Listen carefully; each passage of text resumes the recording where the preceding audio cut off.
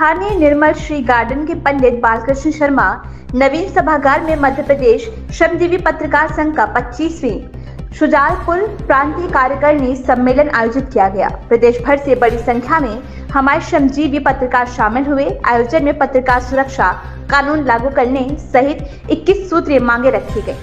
कार्यक्रम को संबोधित करते हुए प्रांत अध्यक्ष शलभ भदौरिया ने कहा, पत्रकार समाज को दिशा देता है। समाज की समस्याओं को सामने लाकर प्रशासन और सरकार तक अपनी बात पहुंचाने में कई कष्ट झेलते हैं। संघर्षशील पत्रकार साथियों को हर स्थिति में साथ खड़े रहकर मदद करना संगठन का उद्देश्य है। समाज की बुराइयों को उजागर करने का काम पत्रकारों का है। कार्रवाई करने का जिम्मा प्रशासन सरकार का है। पत्रकारों को चौथा स्तंभ कहना अलग बात है, लेकिन संविधान में ऐसा कोई उल्लेख या विशेष अधिकार नहीं है। हमको जनोन्मुखी व समाजोन्मुखी पत्रकारिता करनी चाहिए। बलात्कार और जघन्य अपराधों की खबरें समाज को कोई शिक्षा नहीं देती हैं। इसीलिए ऐसी खबरों का स्थान मीडिया में कम होना चाहिए, क्योंकि नकारात्मक खबरें परिवार और संस्कृति को प्रभावित करती हैं।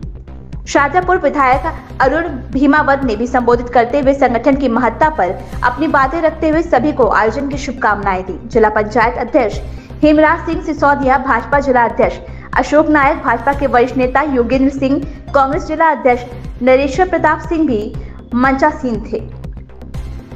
मंत्री इंदर सिंह परमार ने कहा, समाज को आईना दिखाने का काम पत्रकार करते हैं। पत्रकारों ने वर्तमान काल में सम्मेलन के माध्यम से अपनी मांगे रखने के साथ ही पत्रकारिता के तरीकों में सुधार कर जनमोन्मुखी व समाजोन्मुखी पत्रकारिता करने के जो आह्वान शलभ जी ने किए हैं वो सराहनीय है।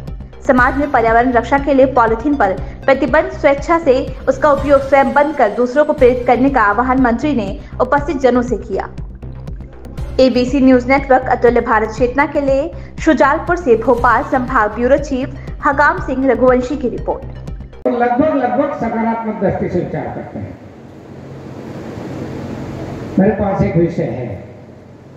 पिछली बार मुझे स्कूल शिक्षा में कुछ काम करने का अवसर मिला था। इस बार मुझे उच्च शिक्षा में हाई टेक्निकल एजुकेशन में काम करने का अवसर मिला है। मैं भी बहुत शिक्षाविद नहीं हूं, छात्रों के बीच में काम किया लेकिन शिक्षाविद नहीं हूं। लेकिन 2020 की राष्ट्रीय शिक्षा नीति बनी,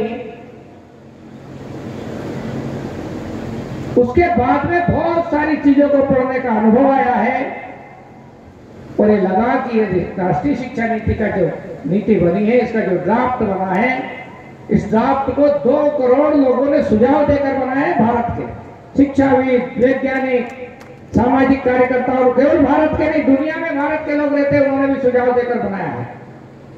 और इसलिए एक आशा की किरण, भारत को कैसा बनाना, अपने देश को कैसे बनाना, तो भारतीय ज्ञान परंपरा, उस पर काम करना प्रारंभ किया देश ने। और भारतीय ज्ञान परंपरा ने हर क्षेत्र में भारत का क्या ज्ञान था, क्या नॉलेज था भारत का, बहुत हो गया है। और मुझे इस अधिवेशन और इस कार्य समिति की बैठक में अद्भुत आप लोगों की उपस्थिति ने मुझे प्रेरणा दी है कि इतनी देर तक सभी साथी भूखे प्यासे बैठे। हालांकि कुछ लोग बेईमान हैं जो खाना खा के आ गए, लेकिन लौट के आए, ये बहुत अच्छी बात है। साथियों,